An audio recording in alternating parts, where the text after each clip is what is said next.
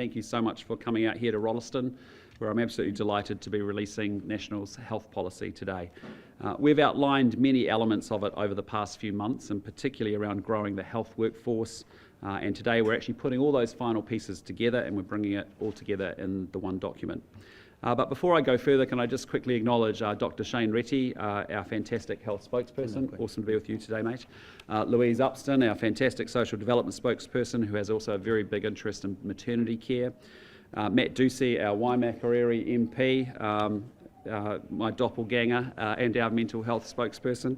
And also the fabulous Nicola Grigg, my very good friend in class of 2020 intake as well, who is the MP here for the mighty Selwyn, but also our spokesperson for women as well. So it's great to be with the team here today as well.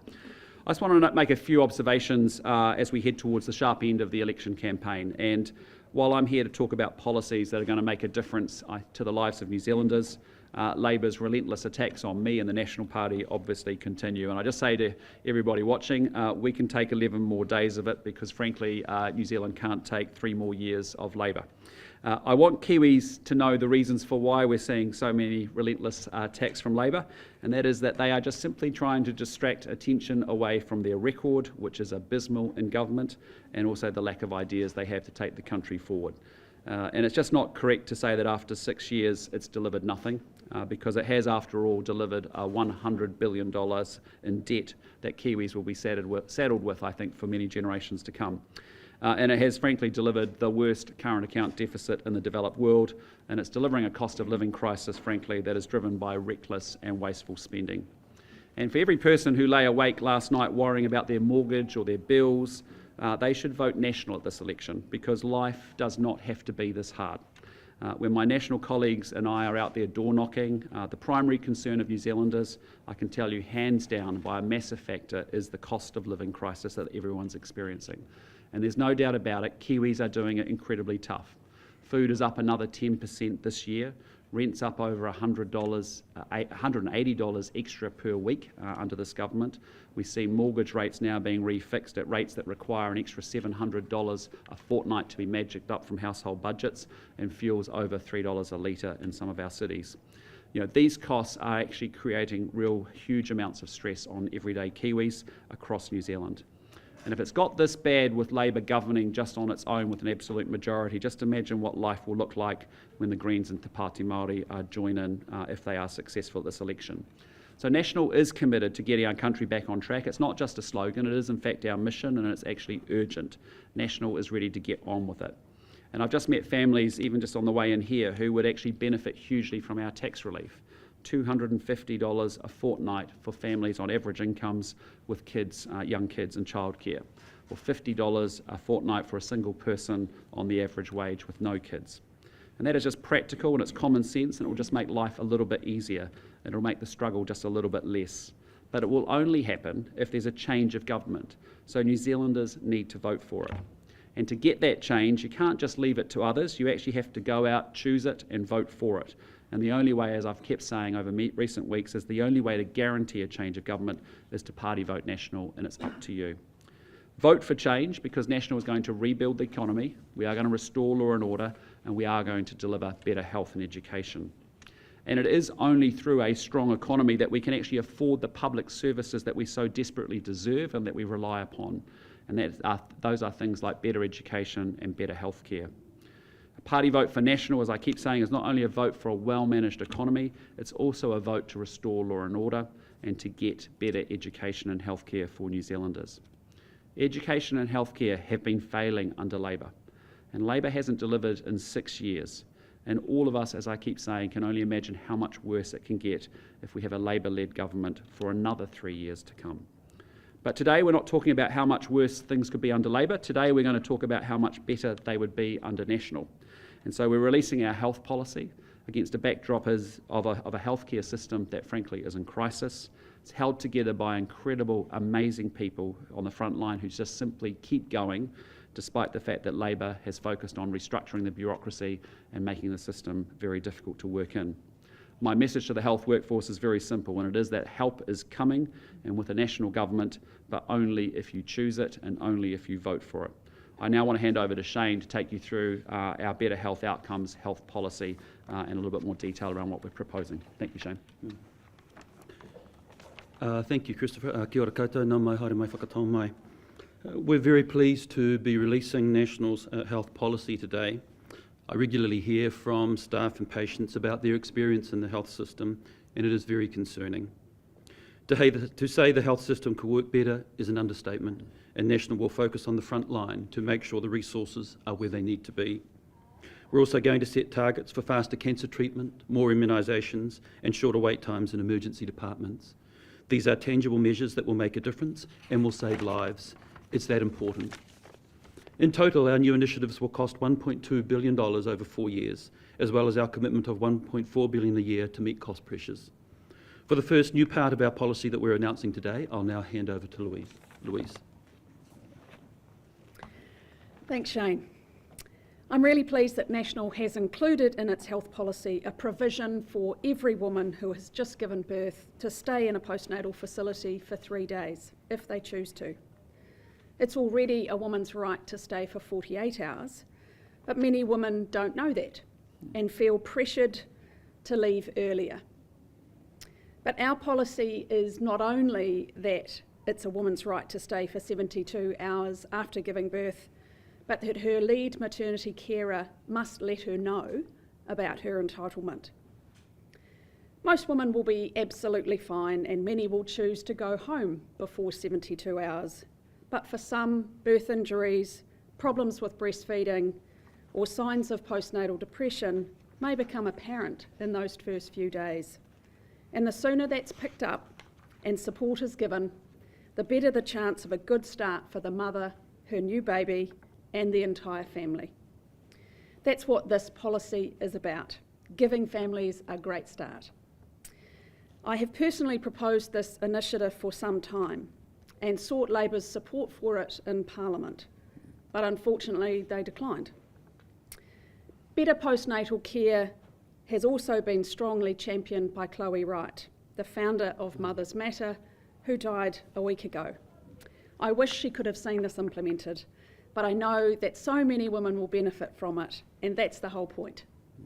I'm proud National is supporting it in this election, and I remind people that a party vote for National is a vote for this policy and to become a real option for every New Zealand woman. I'll hand over to Nicola, who's our spokesperson for women. Thank you. Well, as New Zealand's fastest growing district, Selwyn is home to literally thousands of young families. And in fact, here in Rolleston, a quarter of the population is aged under 15. So the provision of care for mums and babies is a really, really topical issue out here. And at 6.5 months pregnant myself, I've suddenly developed a really heightened awareness of maternity care in New Zealand. And like many expectant mums, I've been really dismayed at the shortages in the system. So I stand here, yes, with a little bit of self-interest in this policy because I will be gaining first-hand experience of the system at the end of this year. But it is on behalf of all other New Zealand women in my capacity as our spokesperson for women that I welcome this announcement because more than anything it gives mums choice and therefore some surety in what can be a really challenging time for some. An important part of the policy is that $19 million is set aside. It is sufficient money for every woman to have a 72-hour stay, and that money is going to be ring-fenced, so it can't be used for anything else. And of course it comes on top of our policy to graduate more midwives and nurses to stay in New Zealand. So a national government will make repayments on their student loans of up to $4,500 a year in return for being bonded to New Zealand for 5 years after they graduate. These are great examples, I think, of really common sense policies that we've been developing and announcing.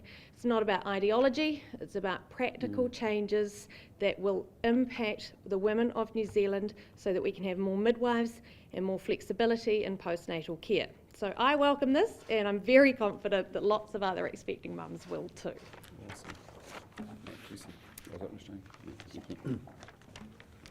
Thank you, Nicola.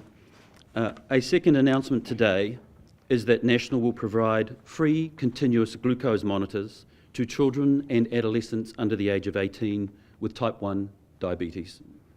There are an estimated 15,000 to 25,000 people in New Zealand with type 1, and it's typically diagnosed in childhood or adolescence.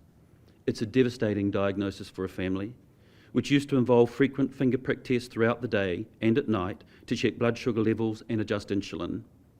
The continuous glucose monitors have revolutionised diabetes management, and that reduces the risk of long-term complications, but they are also costly for families. So National will allocate $5.2 million a year to give kids free access to this technology, and that provides a saving worth up to $50 a week for a family with a diabetic child. So this announcement will help kids and help their families, and as Nicola said, it's practical and meaningful support that will make a difference. This will change a life, diabetes monitors. The third new part of our policy is again about improving the health workforce capacity, this time for mental health professionals. And I'll hand over to Matt, our mental health spokesperson. Thanks, Shane. Well, good morning. Look, I think in New Zealand we've done a great job breaking down the stigma of mental health. We've created a culture where more people are coming forward and asking for support. Sadly, though, when those people do come forward, quite often timely mental health support is not available. One of the biggest barriers to timely mental health support in New Zealand is our mental health workforce crisis. And under Labour, we've seen our mental health workforce vacancies balloon. We've already announced our Mental Health Innovation Fund. That's about getting money out of Wellington to the front line, to the grassroots organisations who are already delivering valuable work with little or no government funding. We'll support them to scale up. Think of organisations like Gumboot Friday or Mates in Construction. Today I'm pleased to announce a significant investment into our mental health workforce. Under National, we'll double the number of clinical psychologists being trained from 40 to 80. We'll also increase the number of psychiatry registrars by a third. They'll go from, on average, about 37 to 50 being trained every year in New Zealand. The Mental Health Commission recently called on the government for action for the mental health workforce. It beggars belief that after 6 years, we're still calling for action. National will take that action. Thank you. Over to you, Christopher. Thank you. Well, thank you, Matt, and thank you everyone for the contributions to the policy, which I think we should be very proud about. A national government, as I keep saying, is going to be ruthlessly focused on results and getting things done for New Zealanders. That is what Kiwis need us to do. We are going to increase health funding every year. We will shift resources from the back office to the front line. We will have explicit healthcare targets which we'll measure and make public. We will fund more of the cancer treatments that are available in Australia, and we will be doing everything we can to boost the health workforce. We're going to underpin it all with a very strong economy, because that is the way in which we are able to afford more of the services that New Zealanders so desperately want and expect. My final point, as you would expect, is if New Zealanders want to see these sensible and common sense policies that will make a difference to their daily lives, they need to vote for them. Only a party vote for National will help us deliver National's policies. Only a party vote for National will help get New Zealand back on track. And with that, any of us and all of us are available for any questions you may have. Why are you Lloyd. proposing to cut the benefits for those who don't turn up to job interviews when you're not turning up for your own tonight? I'm not turning up to a debate tonight because the Prime Minister has COVID and is not there. We have a jam-packed schedule over the next week, as you'd expect in the last 10 days of a campaign, and we have a debate next week as well. That'll be the third debate, and I'm looking forward to that, and that's an opportunity for undecided voters to see us in that context. Your schedule's changed so many times though, and my political producer would attest to that, and we adapt to it, so why can't you adapt to a new day? Well, we're in the last week of a campaign and it's pretty hectic and it's pretty busy, and we've looked at it and we can't make it work, but we've got a debate locked in next week at TVNZ. We're looking forward to that. There'll be lots of people watching that and be able to see that. The Labour Party says that you're a chicken. Yeah, I just say to the Labour Party, I just say to Chris Hipkins, because I know he's sitting there in COVID in isolation, that if he really wants to have a debate with someone who disagrees with him on most things, I think he should pick up a Zoom call with David Parker and Ingrid Leary and have a good debate and discussion around wealth tax would be a good starting point for him. Are you being a chicken though? Because you're not doing the kind of renegotiation. Oh my goodness. So are you being a chicken? We've got a week to go in this campaign. We are flat out. We are full on. We have a lot of places to go and a lot of places to visit. That last week has been locked in for some time. I appreciate it is what it is. The Prime Minister got COVID. We can't debate tonight. I get it, but we've got a great opportunity at TVNZ next week to do so. Did you eat that KFC last night? I ate some of it, yeah. It was chicken popcorn, chicken nuggets, and a chicken zinger burger. You're not a chicken. No, absolutely not. Sorry. The extra prenatal stay. Yeah. Does that include the birthing unit? I'll let Lou talk to that. Yeah, so it's the mother's choice about where she stays, and it is just really important that new mums get the support they need, and that's why we are committing to 3 days. But it is in birthing, it includes birthing units as well. Yep. So where a mum chooses to have their postnatal care, so they might birth somewhere and then go somewhere else for their postnatal care. So it sounds great in theory, but there's a lot of pressure on those units and also maternity wards. So how can you guarantee that they'll have the staff to be able to cope with an extra day? Yeah, so that's very linked to what Nicola talked about today in terms of our support for midwives and training more midwives in New Zealand. We need to make sure that mums and their babies are a priority, and so part of our policy earlier and reinforced today is to support midwives with a growing workforce. And Dr. Shin, can I ask you on the glucose monitors? Sure. And so Pharmac has already committed to those monitors for type 1 diabetes. So are you recommitting to that? Will that still stand, or will you extend it to other types? Pharmac has an RFP, which they put out in April. That is a process. We're making a commitment today to type 1. We're also identifying the scope. We're saying under 18s.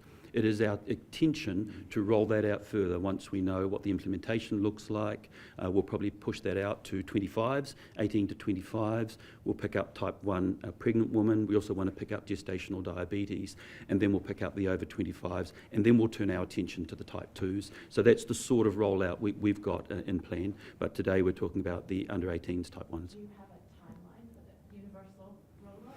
No, we don't. We've watched what Australia did, and they actually increased their scope about every 12 months to 2 years. It will depend on the implementation. That's why we're just doing this group first of all, seeing how that implementation goes, how procurement goes, have we got enough diabetes coordinators around to teach and educate through the implementation. So that going successfully, then in short notice we'd like to extend that scope. Do you know how much universal, everyone, all types, all ages, do you know how much that will cost? Look, we do, but it's back of the envelope, so I wouldn't want to put it across the podium here today. No, I wouldn't want to commit because you'll hold me to it. I don't want to work with clinical psychologists. You're going to have to hire academics to train them. Where are you going to get them from, and how much money are you going to spend on them? Yeah, so we've worked with the New Zealand College of Clinical Psychologists around this policy. We're looking to roll out the innovative psychology internship hubs within Health New Zealand. We'll roll out 8 further internship hubs to produce that extra 40 clinical psychologists, and that comes at a cost of just over $10 million over 4 years. Mr. Luxon, what are you doing next Tuesday night? We've got a full schedule, Lloyd, next week. So, and we've got a great debate happening next Thursday on TVNZ, and we're looking forward to that because there'll be so many people watching it, and there'll be a third debate between myself and Chris Hipkins. But as I said, if he wants to debate someone in the intervening period, I just suggest he talks to Ingrid Leary and David Parker on capital gains tax, wealth tax. I am here, then I'm back to Auckland for an event that Tuesday night. Yep. You just change your schedule so you can do the debate that night? Sorry, Lloyd, we've got a full schedule next week, and I appreciate that's it's important to New Zealanders that actually I can get to as many towns and cities as I can. And that last week of that campaign, we are flat out. We have looked at what we can do, but the reality is the Prime Minister has COVID, okay? It is what it is, and as a result, we can't make that work, but we've got a great debate next week, and that'll be a great opportunity for New Zealanders to dial in and tune in, and if there's any undecided voters to participate and listen to that. The budget that you've set aside here to meet cost pressures, 1.4, that's 5.6 over 4 years, so 5.6 over 4 years compared to 1.2 billion of kind of new spending over 4 years. There's not that much new spending, is there? We've built in the extra cost pressures that are being layered into the healthcare system that the government has also identified, the $1.4 billion. So it's important that we honour that commitment and we continue to make sure cost pressures are fully covered for. And then we've got an additional $1.2 billion, as you see over here, over 4 years. Yep. Apart Well, as we have said, we will continue to spend more in healthcare, but we actually want to deliver outcomes. And I think when you see some common sense, practical ideas like this, whether it's been around type 1 diabetes monitors, whether it's been around extending to the 3-day stay, whether it's been about our investment in psychologists and psychiatrists, I think that's all good stuff. I also think there are things in the document, when I think about actually MedSafe, for example, being able to speed up its registration of drugs is actually really important. New Zealand is amongst the slowest in the OECD, and in terms of actually registering new drugs, we want to put a time frame on that and say that needs to be the same as what Australia has. And then for any existing drugs that are out there that actually we don't have registered here in New Zealand, we're quite happy to look at 2 jurisdictions that we actually think we respect their systems and actually get those drugs registered so that we can actually then get to a position where pharma can actually purchase those drugs. 2 billion over 4 years though. Is that a budget, health budget? Well, that is our additional spending on top of what of the 1.4 billion the government's allowed for cost pressures, which we think we will support as well. But again, as you know, this is a government that has run up $100 billion worth of debt from $5 billion.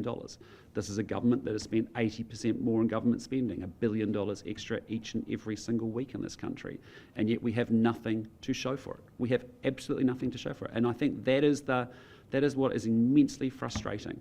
How on earth do you have a government that has such abysmal economic management that you increase government spending by 80%, you increase borrowing from $5 to $100 billion, and actually we have nothing to show for it. And that is unacceptable. So that's why I keep saying to you, Chris Hipkins measures everything by how much money is being spent. I measure things by how much results being delivered. On the targets, you're going to reinstate the targets then? Yes. What we saw under the previous national government was the creation of secondary waiting lists, people coming off waiting lists before they got seen. How will you guarantee that that will happen? Will you make a commitment that will be allowed? Yeah, I'll let Shane talk to that because that's something we spoke about a few weeks ago. Thank you. It's not our plan to have secondary or tertiary waiting lists, or the type of waiting list that was created this year at Waikato Hospital, where exactly what you're describing actually happened. And when I asked the Minister about that, were they then moving off the primary list, I think it was Andrew at the time, he said no, they weren't. But it was those sort of things that you're talking about. No, it's our intention to reduce the waiting lists, to speed up treatment times in EDs, and to have faster cancer treatment and immunisation as well. So it is not our intention to have secondary and tertiary lists mimicking or hiding the primary list. What's the ideal waiting time in an ED? Unknown at the moment. We're going to stand on 6 hours, which was agreed by the College of Emergency Medicine, 95% seen within 6 hours for ED. There has been some discussion around whether there are newish targets, and I have met with the college and we've discussed that. What I've said to them is we don't want to be an incoming government that changes the goalposts. Let's have before and after with our initiatives, so we can measure what we were before. Here's what National's going to do. Here's the consequence and the benefit of what we're doing. So I am amenable to that discussion, although one of the targets is to reduce it to 4 hours. We're struggling at 6 already, so I have some caution with that, but we are in discussions with ASIM. I understand your policies around training new healthcare professionals. That's obviously some way off. You're going to 7 years. So how are you going to? I struggle to see how you're going to attract people, migrants, into the healthcare system in New Zealand when there are so many other attractive options all around the world, like Australia, the Middle East, Canada. Yeah. How are you going to Sure. persuade people to come here and work? Sure, so three buckets, short, medium and long term. The short term bucket relies on immigration, and you saw us announce a special visa for midwives and for nurses, so some of the immigration settings need to change. I think also we need to look at retention. It's no use putting people in the top if we're bleeding them out through holes in the bottom, and retention is a function of wages and salary and terms and conditions, so we'll be applying ourselves to that. We have the docs who I met in Auckland, what I call the Uber docs, who are well qualified overseas. They have sat their medical council exam, the NZ-REX, and they're driving Uber Eats in Auckland. Really? We can't figure out a way to get them a PGY1, Y2 year in a hospital. We have plans as to how we can do that. And then to talk to your question, the more medium term, long term, medium term is bonding nurses and midwives. The long term is the third medical school. So across that spectrum of short, medium and long term, we have a pipeline that we're going to develop. So when will the health system be staffed to a level that you think is adequate? I don't know the answer to that. I know that the current government has said 3 to 5 years to address waiting lists, and then it was pushed out to 5 to 10, as I recall. I can't give you an answer to that, but I can give you a plan and solutions to start on day one. Can you do it within 5 years? We'll see improvement. In fact, what you see in our document is we're saying that we will make improvement on day one. Is it 5 years? I would like to think that we're well advanced by that stage, but that is their figures. They've said 3 to 5 years, so they'll have modelling that we don't. Just to go back to my original question, how do you attract people? Because it really isn't an attractive place. The healthcare system isn't an attractive place in New Zealand to work in. For those people who young people coming out of university, say in the UK. So what's your message to them? How will you bring them? Our message to them is we have a high quality health system. It is a health system in crisis, but we have a plan to build it. They will learn good skills. Come, help us, contribute to rebuilding a health system and making a difference. That's my message to overseas doctors and nurses. Christopher Luxon, who would you rather work with in government, Winston Peters or Ralph Manji? What I want to work with, my preferred preference is National Act in a strong coalition, two-party coalition government. Well, that's not my preference. My preference is to work with a National Act coalition, a two-party coalition government that I think has worked well in the past.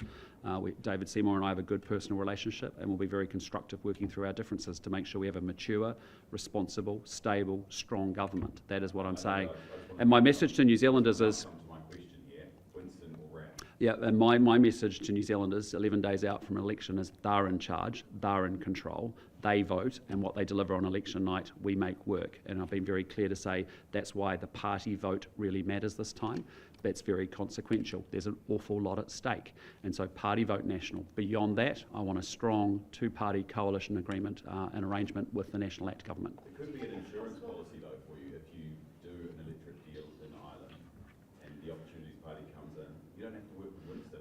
This is all... You could actually do a solid for the country and do a deal with Top and not have to work with Winston. This is all about Kiwis, and Kiwis get to choose what happens. And I think Kiwis are adult enough and understand what's at stake, and I think they understand that 6 years, they are not better off after 6 years of this government, and they know another 3 years doesn't work as well. And that's why my message has been consistent. If you're an undecided voter, maybe you're a voter that's never ever voted for National before in your life, I want them to understand, but you know that another 3 years of Labour, Te Pāti Māori, the Greens, isn't going to be good for New Zealand, and you will not be better off after the end of that. Then I want to make sure that New Zealanders understand it as a party vote for National that will actually be able to rebuild the economy, restore law and order, deliver better health and education. Beyond that, a strong National Act coalition is good for New Zealand and in New Zealand's best interests. Economic management is obviously very important to you. Do you Very think important. you can split the finance minister portfolio and treasurer? Is that something that you want to do? I haven't given any of that any thought. What I am focused on is making sure that we actually, I agree with you, I think strong economic management is absolutely critical to New Zealand because it's only through having a strong economy that we actually get the healthcare services that we really want, the education services that we need, and obviously restore law and order and have strong policing as well. So you wouldn't want to divvy that up? Again, I haven't given that any thought of construction. I would just say to you, we're going to have a Prime Minister, hopefully myself. We're going to have a Finance Minister, Nicola Willis, and I think that's as strong as commitment as I can give. For people on a disability benefit, supported living payment, people who can't work, did you give any thought to leaving that indexed to wages rather than CPI? We've said, look, we want to make sure that beneficiaries get a consistent increase every year. We want to make sure that their purchasing power remains intact. And for us to be able to do that, it means making sure we deliver them a cost of living adjustment reflective of inflation so that their costs are not actually are able to be managed. That has been the historical measure, as you well know, before 2019. You've seen it in a government that then has had a different idea, then had to revert back to that idea because of high inflation. We think that's the best way in which we can actually make sure that beneficiaries' purchasing power is protected. The cost survey says that beneficiary households experience higher inflation than an average household, 6.9% at the moment, average household 6%. So by untethering people on a supported living payment from those wage adjustments, you are making them worse off in real terms relative to other households. Well, historically we've had an adjustment for inflation, and that's what we'll continue to do. Historically, we've had really high rates of poverty. Why would you go back? Well, I think what's been incredibly disappointing to see is that at a time of record low unemployment, at a time of massive worker shortages across this country, perversely, I mean, I don't know how hopeless you have to be as a government to actually put 60,000 more people on a welfare at a time when there is huge worker opportunities out there. And if you can't move people off welfare into work at a time of low unemployment and lots of worker shortages like we've never seen before in New Zealand's recent history, there's something seriously wrong. I guess you have to acknowledge that those houses are going to get less money because you're banking the money that they would have got, $2 billion they would have got. So I guess the question is, why would you do that? why would you decide that you deserve, the Crown deserves that money to take it off the debt pile and not those people on a disability benefit? We think people who are on a benefit, we want to make sure their purchasing power is protected by giving them inflation adjustments and increases each and every year. Okay, get it. The second bit is then actually those that are able to work, if you think about those on unemployment benefit, who are deemed to work, able to work, can work, have been assessed to be able to do so, we need to work much harder at getting them off welfare and into work. That's a critical part of what we need to be doing. And that's why we've talked about our traffic light system, to make sure it's really clear about the obligations we're expecting from people. But we need to work really hard to make sure those people are work ready. We're going to support them in every possible way we can, but then they have an obligation and a responsibility to step up to the plate and take those jobs when they exist. On disability benefit, lose out to the tune of about $60 a week by the end of the decade. I think that in a decade's time they'll be getting about 85% of what they would have gotten under the existing system. That's going to lead to materially worse lifestyles and life outcomes for people on those benefits. We are going to have. Why would you do that to them when you don't really need to? We are going to have consistent, regular increases to benefits each and every year based off the cost of living and based off inflation, so that their actual purchasing power is protected. So it's wrong to present it that there's a cut. There is no cut. There is actually an increase every single year based off inflation, and that's the methodology we're using. Under the current system, and the question is not whether there's a cut or not. The question is why would you give them less money than they would otherwise get? What is the reason behind that? What does that give them? How does that make them? What it means is they're going to get everyone on a benefit will get a regular increase. It'll be inflation adjusted to reflect the cost of living, so their actual purchasing power is protected. That is the goal. And then the second goal is to get as many people off welfare into work as we possibly can, because that is a much better pathway forward. Why are you taking it away from inflation? We're saying we're building it on inflation. That's our policy. It's been the policy up until 2019. It's been the government made a change to make it link it to average wages, and then it reverted it back, Mikey, to inflation because inflation got too high. Inflation's at 6%, wage growth is at 4%, everyone's going backwards, and as a result, that's why inflation and protecting people against the ravages of inflation and the cost of living is important. How important do you think it is for politicians to be likeable, and what would you score yourself out of 10? That's ultimately for the New Zealand people, and the great thing is in 11 days' time they get to choose. That's up to the New Zealand people. Do you think it's important for politicians to be likeable? I think it's important that actually we get leaders that actually can run an economy, deliver strong economic management, so we can invest back in the public services that we all deserve and want. Because the Vote Compass data that TVNZ has suggests that you're even less likeable among women. Do you have a problem appealing to women?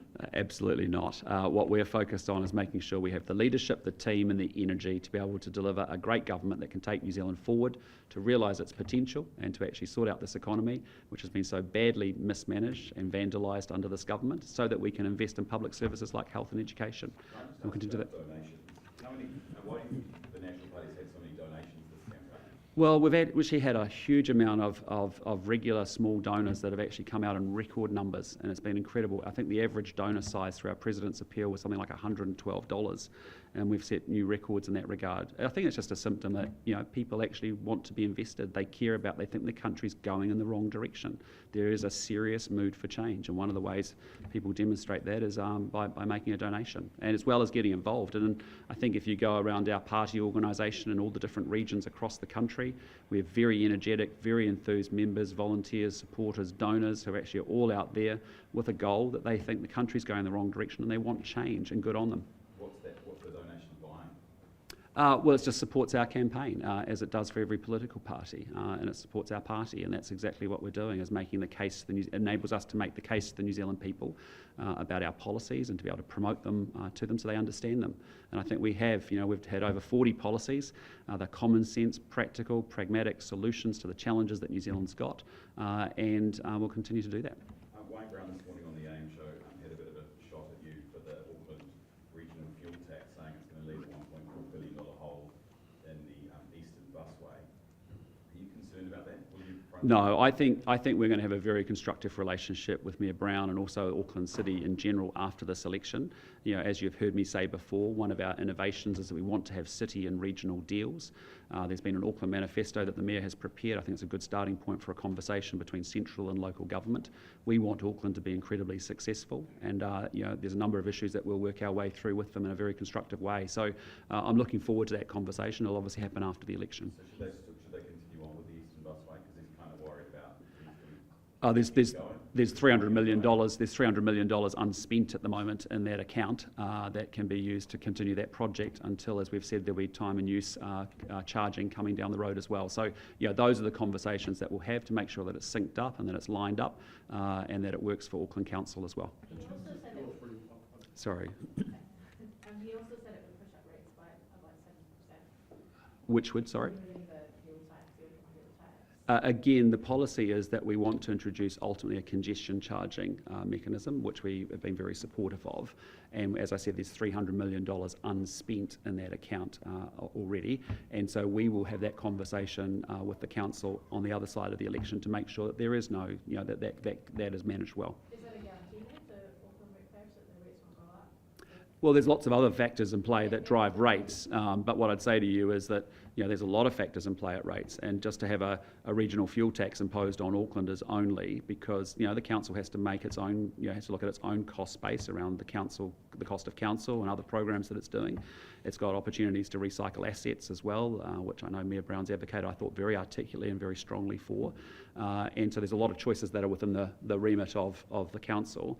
But to just impose a regional fuel tax on Aucklanders, we think the way is we bridge from that into congestion charging, and in the intervening period there's $300 million sitting in an account. But again, you know, we want to work with Auckland. We're going to have a great relationship with Auckland. We'll have a good partnership with them, and we'll have a good conversation after the election. Would you take a checkbook to him?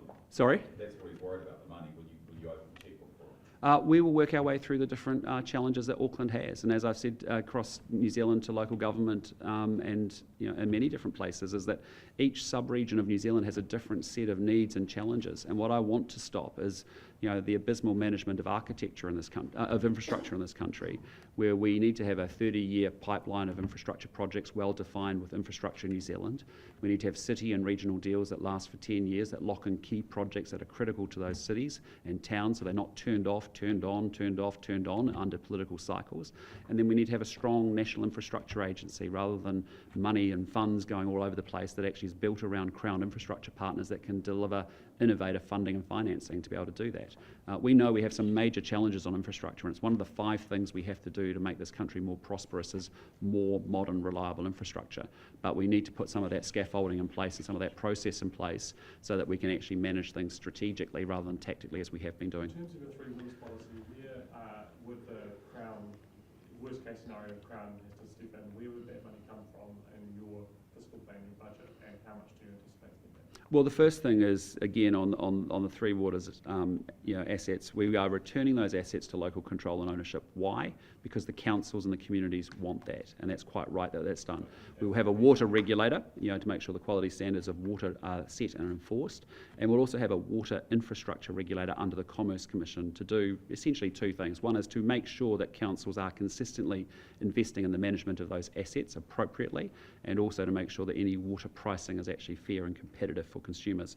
And then the third bit is making sure there is funding that is sustainable and long-term debt funding. So for many councils across the country, they're saying they want to work together with their neighbouring districts to form council-controlled organisations where they have local control and influence, they can deliver balance sheet separation and then access long-term debt funding. Some will need Crown funding in your policy. Some may well, and we have, in the 4-year period, as you know, we have a $10 billion of unallocated operating expenditure allowances, and we also have $8 billion worth of capital operating allowances. May well be, but our first desire is to set up long-term debt funding. New Zealand has been somewhat stunted by not actually using funding and financing tools and models that exist from around the world, and we need to be able to do that if we're going to build out that modern, reliable infrastructure and close the deficit.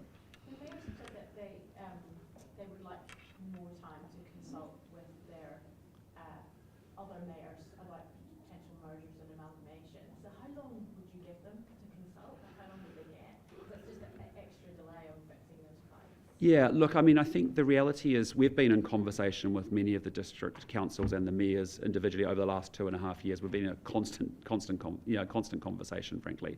And actually, we designed our policy doing local water done well back in February, and it was built off actually the Councils for Local Democracy sort of proposal, which is what the mayors and councils have proposed. So many of the actual districts across New Zealand are actually quite well developed in terms of their conversations with their neighbours and actually thinking them about as sub-geographical clusters as such.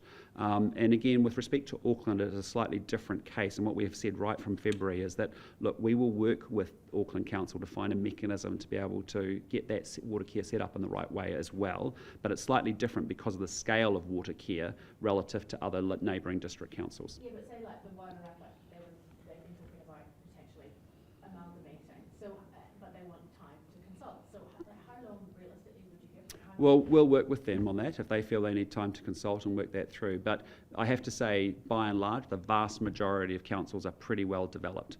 And in some cases, we've already had councils give us quite well good thinking about potential city and regional deals as starting points for conversations on the other side of the election. So what I don't understand is councils have done a really terrible job over the last 30 years of this. They haven't invested, they've put money into short projects. Yep. Why would you give it back to them? Well, we're giving it back with two guardrails. One is actually making sure that drinking water standards are well set and enforced. We like Te Mata Arawai. We think that's a great idea to have a water regulator, rather than I think previously it was with the Ministry of Health and things weren't necessarily enforced in that way. So setting and enforcing water standards is important. But the other unique factor is actually what we call this water infrastructure regulator sitting under the Commerce Commission. And we want to make sure that those, exactly your issue, that those assets are actually properly managed year in, year out over the long run life of those assets, because that is actually what has not happened. Pipes break, all of a sudden there's a rush for cash reserves to actually plug a gap, band-aid a solution, jerry-rig a number 8 wire something, rather than actually having a consistent long-term approach for assets that will be here for 30, 50, 70 years. And that's why giving councils an access to long-term debt funding actually enables them to make that investment consistently over that period of time, and have a water regulator making sure that those assets are being properly managed as such, while also making sure that there is sustainable funding in place as well. Just very quickly on your foreign buyers tax, you're not going to tax non-resident Kiwis, but are you 100% certain that you can tax Chinese citizens under the double tax agreement with China? Again, we've talked enough about foreign buyer taxes. I'm very comfortable and confident in our numbers, our ability to be able to collect that tax in order to be able to deliver it to low and middle income New Zealanders. Very comfortable with. But specifically with that Okay. tax agreement with China? Again, we've had legal advice, we've had independent verification, and we are very comfortable with our assumptions around our ability to be able to open up to foreign buyers above a threshold of $2 million at an average house price of $3 million. We sell 16 to 1,700 houses, quite doable. Okay.